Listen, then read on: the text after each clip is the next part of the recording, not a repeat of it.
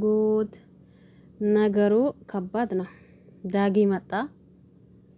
እስከ ዛሬ ድረስ ዝም ብሎ ነበር። ነገር ግን ዛሬ መጥተዋል።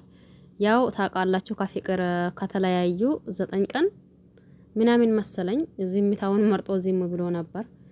ዛሬ መጥቶ እጅግ የሚያሳዝንና እጅግ ደግሞ አሳዛኝ ነገር ተናግሯል።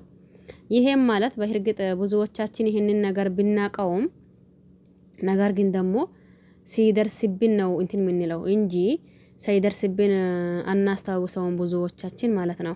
ይሄም ማለት ዳጊ የተናገረው ንግግር ማንንም እንዳትደገፉ ማንንም ሰው አለኝ እንዳትሉ ይወላችሁ ፍቅር እስከ ዛሬ ድረስ ከኔ ነበረች ሁላችሁም እንደምታውቁት። ነገር ግን ደግሞ በአንዳች ቅብጸት ተነስታ ወደ ሌላ ሰው ተቀይራብኛለች።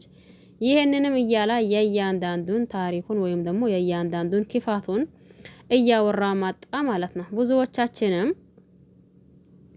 አይ ይሄ ነገር ልክ ነው ትክክል ነው እያልና አይደለም። ግን ፍቅር አሁንም እኔ ሳስበው እውነት ከዳጊ መለያት ፈልጋ ሳይሆን የሆነ ነገር እንዳሰበች ግልጽና ግልጽ ጉዳይ ነው።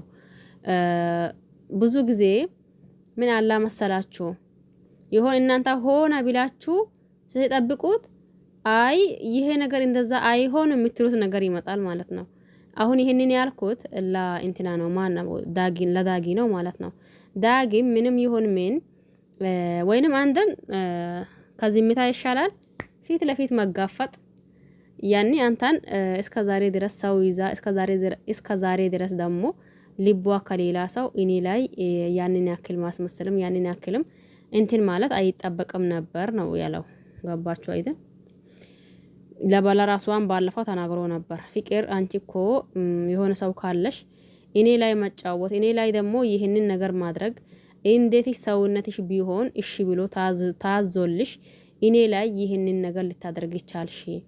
ስለዚህ አሁን የምታደርገው ነገር ምንም ጥሩ ነው፣ ልክ ነሽ፣ ትክክል ነሽ ሊለሽም አልችልም እያላት ነበር። ዛሬ ደግሞ በጣም በሚያሳዝን ሁኔታ ማይተዋል። እንግዲህ እናንተ ሀሳብ አስተያየት ካላችሁ ኮሜንት ስር ማስቀመጥ ትችላላችሁ።